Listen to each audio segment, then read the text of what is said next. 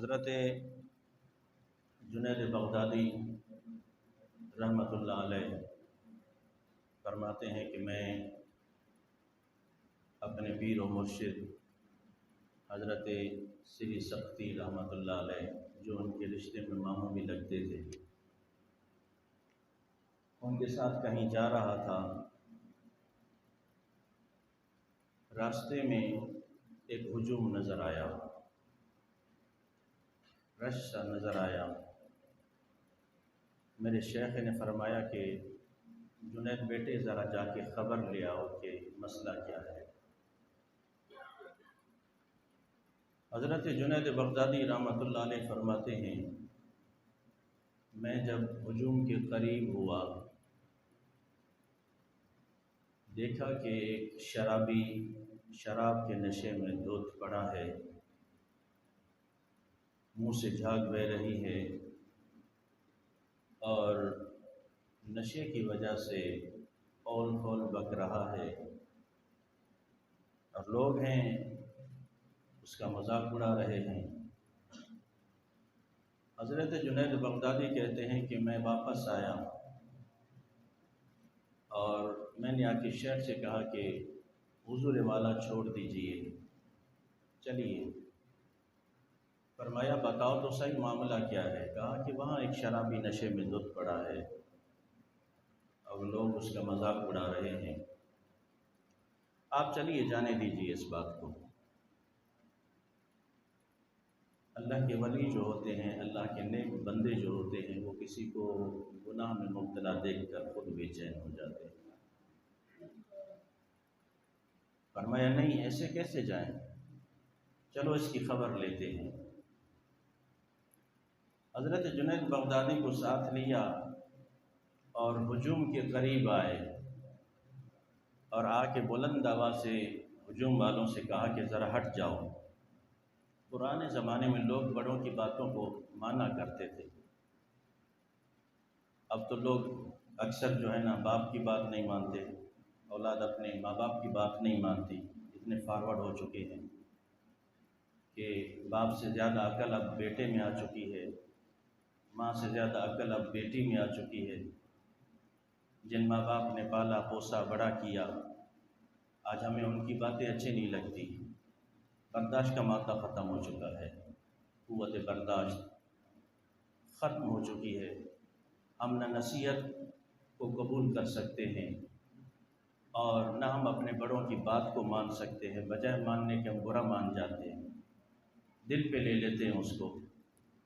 لیکن پرانے زمانے میں ایسا نہیں تھا، محلے کا کوئی بزرگ بھی ہوتا نا، لوگ اس کا بھی احترام کرتے تھے۔ محلے کا کوئی بزرگ سفید ریش، اس کا بھی لوگ احترام کرتے تھے اور اس کی بات کو بھی مانا کرتے تھے۔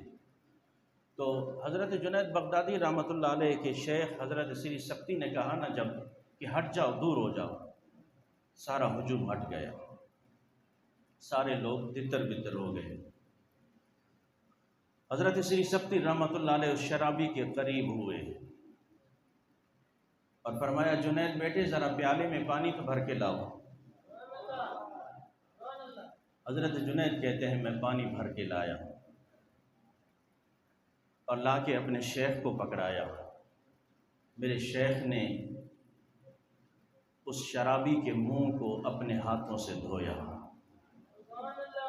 اچھی طرح صاف کیا، چہرے پہ چھینٹے مارے، اس کو تھوڑا بہت ہوش میں لایا اور ہوش میں لا کے اس کو گھر روانہ کیا۔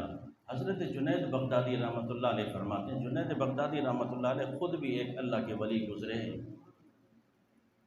وہ ان اللہ والوں کی صحبت میں رہ کر ان باتوں کو انہوں نے، آج تو ہمارا عالم یہ ہے کہ ہم 20-20 سال اپنے مرشد کے ساتھ رہ کر، اب میں اگر وہ کوئی مثال دوں شاید لوگ ناراض ہو جائیں، میں مثال نہیں دیتا، عزم کر رہا ہوں خود ہی، 10-10 سال 20-20 سال اپنے مرشد اپنے شیخ کے ساتھ رہ کر نہ ہماری عادات بدلی، نہ طور طریقے بدلے۔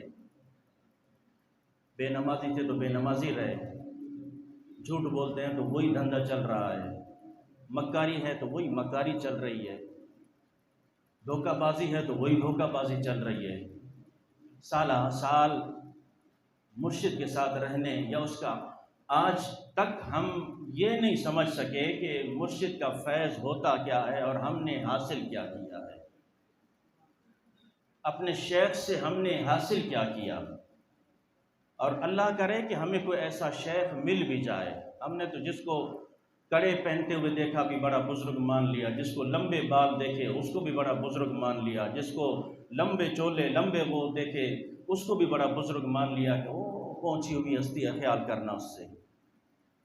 میرے ساتھیوں، اہل سنت کا عقیدہ اتنا کمزور نہیں ہے جتنا ہم نے بنایا ہے۔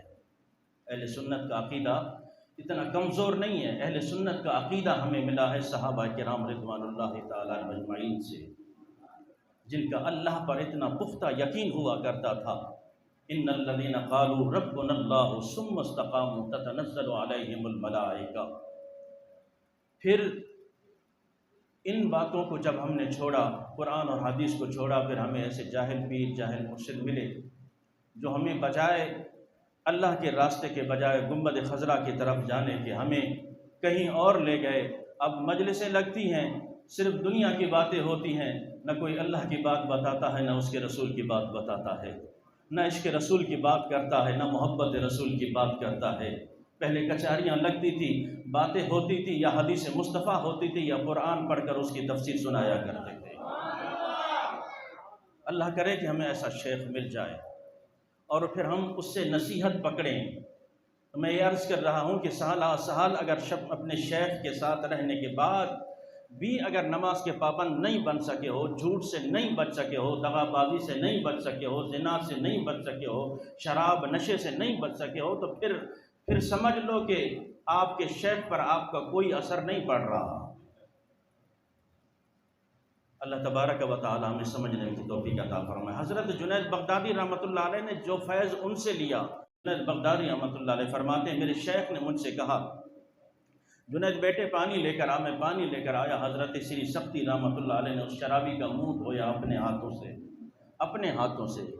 اپنے مرید سے بھی کہہ سکتے تھے، جنید سے کہہ سکتے تھے جنید یہ کام تو کر، نہیں، خود اپنے ہاتھوں سے اس کا منہ دھویا، اس کو چھینٹے لگائے اور ہوش میں لا کے کچھ روانہ کیا۔ حضرت جنید بغدادی رحمۃ اللہ علیہ فرماتے ہیں میں چھپ کے یہ سارا منظر دیکھ رہا تھا۔ اس کے منہ دھونے کے بعد میرے شیخ سری سختی رحمۃ اللہ علیہ کھڑے ہو کر یوں ہاتھ اٹھا لیتے ہیں، یوں ہاتھ اٹھا لیتے ہیں، اور آپ کی آنکھوں سے چھما چھم آنسوؤں کی برسات ہوتی ہے۔ حضرت سری سختی رحمۃ اللہ علیہ کہتے ہیں اے میرے پروردگار میں تو کمزور بندہ ہوں، میں تو کمزور ہوں، میں تو صرف منہ دھو سکتا ہوں، دل تو نہیں دھو سکتا، میں صرف منہ دھو سکتا ہوں، دل تو نہیں دھو سکتا۔ جو میرا کام تھا میں نے کر دیا، میں نے اس کا منہ دھو دیا ہے، اب اس کے دل کو دھونا تیرا کام ہے، اب اس کے دل کو دھونا تیرا کام ہے۔ حضرت جنید بغدادی رحمۃ اللہ علیہ فرماتے ہیں میرے شیخ نے جب یہ دعا کی اور آنسو بھرے، ان جملوں نے ایسا اثر کیا کہ وہ رات میں شیخ کے ساتھ ویسے بھی رہتا تھا، اس رات کو میں نے جب وضو کے لیے پانی پیش کیا، میرے شیخ اٹھے، انہوں نے نماز کی تیاری کی۔ جب میں شیخ کے ساتھ مسجد کو چلا، جب ہم مسجد میں داخل ہوئے، حضرت جنید بغدادی رحمۃ اللہ علیہ فرماتے ہیں ہم سے پہلے وہ شخص مسجد میں موجود تھا جو کل دوپہر شراب کے نشے میں دھت پڑا تھا۔ کاش کہ ہم اپنے رویوں کو ایسا چینج کریں، اپنے طور طریقے کو، کاش کہ ہم بھی اس طرح ایک دوسرے کا منہ دھوئیں۔ منہ دھونے کا مقصد کہ ایک دوسرے کی بات برداشت کریں، ایک کی نصیحت کو برداشت کریں، کچھ اچھے الفاظ، کچھ اچھے جملے منہ سے بولیں۔ یہ زبان ہے نا، میرے آقا کریم صلی اللہ تعالیٰ علیہ وسلم سے ایک صحابی نے پوچھا تھا آپ کو اپنی امت کے کس چیز کا زیادہ خوف رہتا ہے، بربادی یا ہلاکی یا تباہی کا؟ میرے آقا کریم صلی اللہ تعالیٰ علیہ وسلم نے نہ زبان کی طرف اشارہ فرمایا، زبان کی طرف اشارہ فرمایا کہ یہ زبان انسان کو ہلاک کر دے گی۔